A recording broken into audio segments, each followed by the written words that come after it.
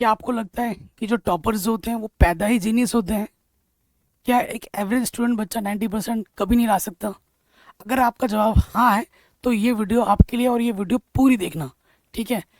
देखो, टॉपर बच्चों में और एक एवरेज स्टूडेंट में सिर्फ 3 आदतों का फर्क होता है। जी हाँ। एक एवरेज स्टूडेंट अगर इन 3 आदतों को सुधार ले या अपना ले तो वो मस्त तरीके से टॉपर से भी आगे बढ़ सकता है। जो अपने क्लास का टॉपर है ना, उसे पछाड़ के भी आगे चला सकता है। ठीक है। ये 3 आदतें मैंने अपने जीवन में अपनाई अपनाई थी। मुझे बहुत रिजल्ट देखने को मिला। आपको भी रिजल्ट ज़रूर देखने को मिलेगा, बस इस वीडियो को पूरा देख लो। तो पहली जो आदत है, बच्चे क्या करते हैं, टाइम टेबल के पीछे भागते हैं। ठीक है। एक एवरेज स्टूडेंट भी टाइम टेबल बनाता है, एक टॉपर स्टूडेंट भी टाइम टेबल बनाता है, लेकिन उनके दोनों टाइम टेबल में बड़ा डिफरेंस होता है। एक एवरेज स्टूडेंट क्या करता है, टाइम टेबल बनाएगा। ठीक है। या हो सकता है कोई मोटिवेशन वीडियो देख रहा है यूट्यूब पे, बड़े जोश के साथ लिखेगा आज मैं 10 घंटा पढ़ूंगा, आज मैं 12 घंटा पढ़ूंगा। और वो पढ़ता भी है, आज पढ़ेगा, कल पढ़ेगा, परसों पढ़ेगा, नर्सों से फिर भूल जाएगा, फिर छुट्टी। 2-3 दिन उसके अंदर बड़ा मोटिवेशन का कीड़ा दौड़ता है, वो दबा के पढ़ाई करता है और उसके बाद उसकी सारी आग बुझ जाती है, ठंडा पड़ के सुस्त हो जाता है। ठीक है। और उधर एक अगर बात करें, जो टॉपर स्टूडेंट होता है वो प्रॉपर, उसका कोई टाइम टेबल नहीं होता है। उसका टाइम टेबल क्या होता है मैं बताता हूँ। वो सिर्फ, देखो, दिखावटी पढ़ाई नहीं करता, वो पढ़ाई करता है डेली, सेल्फ स्टडी में 4 से 5 घंटे, और उसका वो फिक्स होता है। ठीक है। वो फिक्स होता है कि भाई मुझे ये टाइम टेबल फॉलो करना है, और उसका टाइम टेबल नहीं कि 6 से 7 मुझे हिंदी पढ़नी है, 7 से 8 मुझे मैथ ही पढ़ना है। ऐसा कोई टाइम टेबल नहीं होता। टॉपर स्टूडेंट क्या करते हैं, उसकी नीड क्या है कि मेरे गणित में कितने क्वेश्चन रह गए हैं, मैंने विज्ञान का कोई चैप्टर रह गया है, कोई प्रश्न रह गया है, इस चीज़ को देखता है, एनालाइज करता है। सभी विषयों को वो पढ़ता है। ज़रूरत पड़े तो गणित को वो 2 घंटा पढ़ लेगा, 3 घंटा पढ़ लेगा। विज्ञान को जरूरत पड़े तो वो 2 घंटा, 1.5 घंटा या फिर आधा घंटा ही पढ़ेगा। वो उसके डिमांड के अकॉर्डिंग होता है, लेकिन वो पढ़ता डेली है, कंसिस्टेंट डेली रहता है, और सभी विषयों को पढ़ता है। ये सबसे मेन डिफरेंस है। और यही जो सबसे मेन डिफरेंस, बड़ा डिफरेंस क्रिएट करता है कि हम टाइम टेबल के पीछे भागते हैं और टाइम टेबल को हम फॉलो नहीं करते हैं। तो सही टाइम टेबल क्या है, हर बच्चे के लिए अलग अलग होता है। वो आपकी पढ़ाई पे डिपेंड करता है, और जो सेल्फ स्टडी पे ज़रूर जोर लगाना होता है। ठीक है। तो सबसे मेन चीज़ आता है आपका टाइम टेबल। दूसरा जो मेन मुद्दा आता है बच्चों के लिए, डेली रिवीजन। ठीक है। बहुत बड़ा रोल प्ले करता है एक टॉपर और एक एवरेज स्टूडेंट में। एक एवरेज स्टूडेंट क्या करता है, आज पढ़ा और उसके बाद पढ़ा ही नहीं। जी हाँ।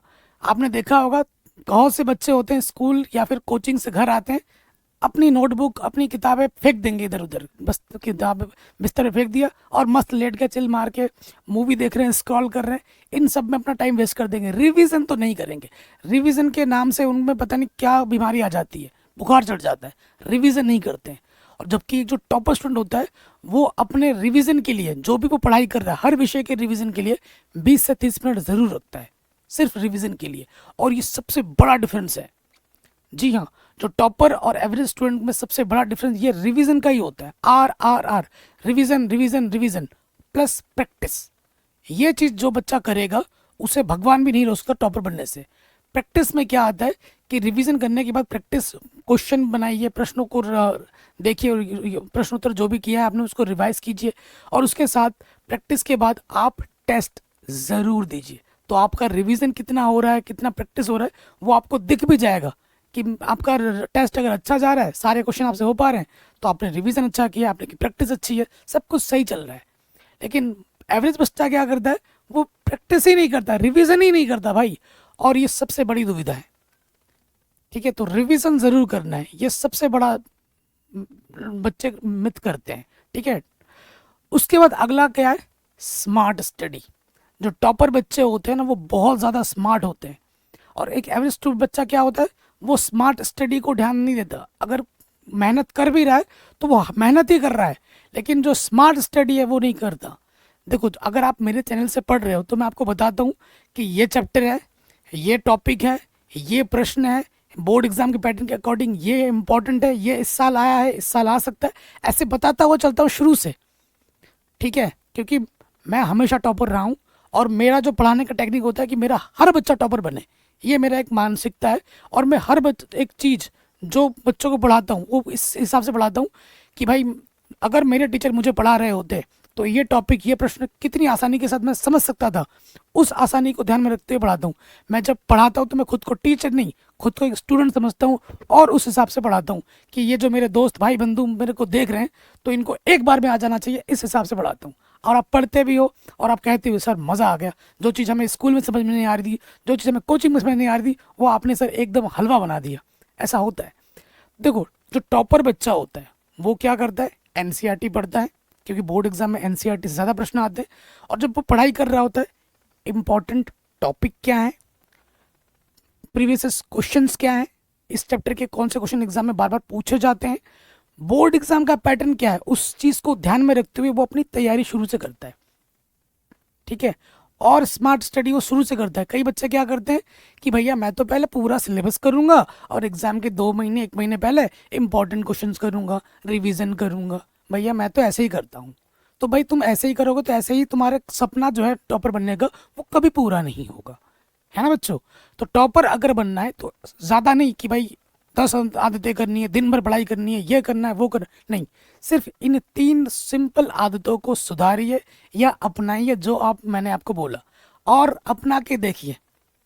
अगर आप में सुधार नहीं हुआ, अगर आपके 50% आते तो आपके 70-80% आराम से आएंगे, अगर 70-80 आते तो 90+ आएंगे ही आएंगे।